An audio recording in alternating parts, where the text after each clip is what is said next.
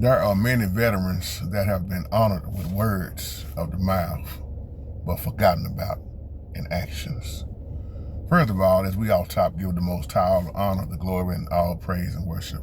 Thank you, Most High. Thank you, Yahushua, who hung, bled, and died. I want to do this video as a video response back to you, veteran CC. You know I'm in Dallas, Texas, and we see the VA when we be driving a lot of times. We know family members who are veterans. And I mean no disrespect with this video, no disrespect, because I hate the way a lot of veterans are treated, especially the older ones that you know, who's been around a long time, the ones who went off, you know, and they came back, not back 100%.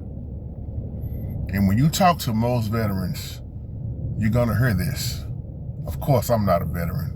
Let me say that off top. Y'all already know that. Had a hard enough time fighting in Dallas, Texas. Somebody catch that later. The way they are treated, the long waiting times, but to go off for this country and all your hard work, hard time, life on the line, to come back to your own country and get mistreated, it's just a damn right shame. And when I talk to a lot of older veterans, a lot of them done passed on, and I remember a couple of them were saying, Jay, if I just knew what I knew now, I would have never fought for this country, because this country don't even fight for me. And when you think about that, man, that's cold-blooded. Because what I was about to say a minute ago, most veterans that I know, when you sit down and talk with them, especially the older ones, they'll tell you, man, I'm suffering with PTSD. My mental illness. It kind of reminds you of the movie Dead Presidents back in the day. If you're familiar with Dead Presidents, Larenz Tate, he was out from there. Chris Tucker was out from there.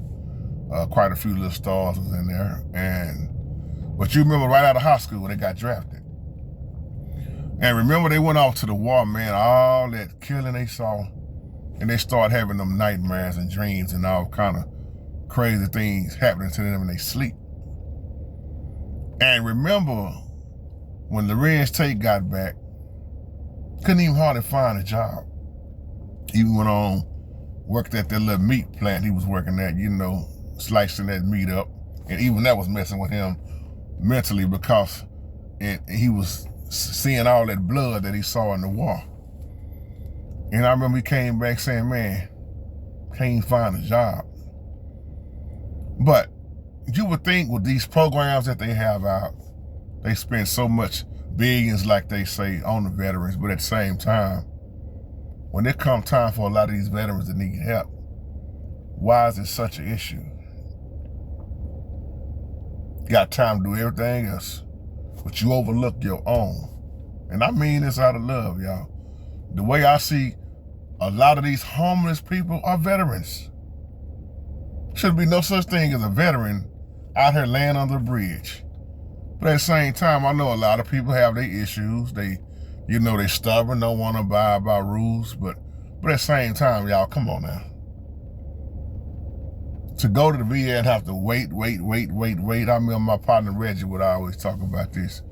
Man, you have to stay out there so long, and it shouldn't be no such thing as veterans having to wait a long time. That's just my opinion.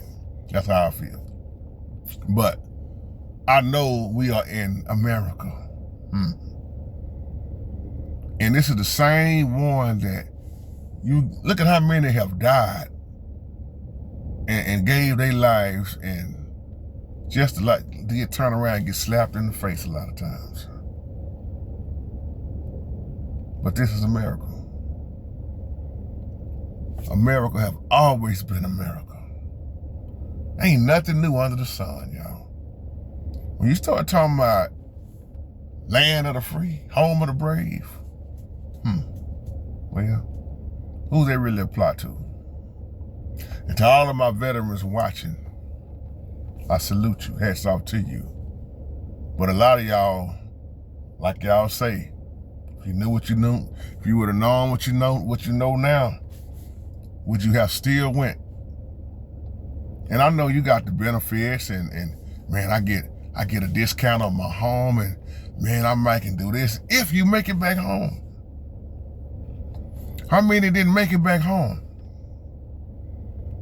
I remember when they were talking about draft, man, how the draft coming back. I remember them they was coming up to our high school, man, and middle school back then, talking about join the army.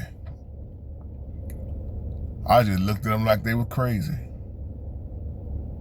I remember my daddy told me when they talking about they was gonna draft him back in the day, and I don't know about my old man crazy because you know what Brother Dex, you know what Papa JT told him. Yeah, I don't want to do that. He said it was my time to walk in the room next. My daddy said I walk in that room, and when they started talking, he said I'm gonna tell you exactly what I'm gonna do. He said you put a gun in my hand, I'm gonna kill every last one of y'all. They said, get that man out of here, he crazy. He said that's how he got off. He said, he talking about, I said, Pop, you could have got locked up. But they said, man, that's what I told him, man. You see, I didn't wind up going. But then I look at Uncle Ted, he had a brother named Uncle Fred. And my pop always told me, I used to say, what's wrong with Fred? He said, his mind. And y'all remember the old video I did about Agent Orange, but they took that video down. That was years ago. That video was very old. Years ago, and I knew I had a feeling they was gonna take it down because I was exposing what America actually did to their own. And if you know about Agent Orange, then you know what I'm talking about. And you know how many people got sick, or if they didn't get sick, they died from it. If they didn't die from it, they never was the same. And some of them couldn't even have children. What was sprayed in there and what hit their own military. Y'all, those who know what I'm talking about, that's probably most of the older generation gonna know what I'm talking about with that. And it's got hushed, quiet, hush it up, don't talk about that. But to come back and get humiliated a lot. See, some of the younger veterans, they talk the same way but I'm talking about the ones that's really 70 and up, the ones that's 80s. You know, you got a lot of older veterans too that have experienced some show enough mental PTSD, as they call it, post-traumatic syndrome. You know, that stuff ain't nothing to play around with, man, because you're seeing things, you're feeling a certain way. That's why a lot of veterans, they don't want to be around fireworks and firecrackers because that sound and it'll trigger them back to what they was off in. So, man, my prayers to my veterans, man, hats off to, and then they want to just give you Veterans Day. We'll catch that later. What about all the ones who didn't make it back home? That was somebody's father. That was somebody's mother. That was somebody's brother, auntie, whatever, man. So that's my little 2 cents on that, man. Y'all just give me some feedback on this video, but pray y'all are having a blessed day. Love you, and have a blessed day. Shalom.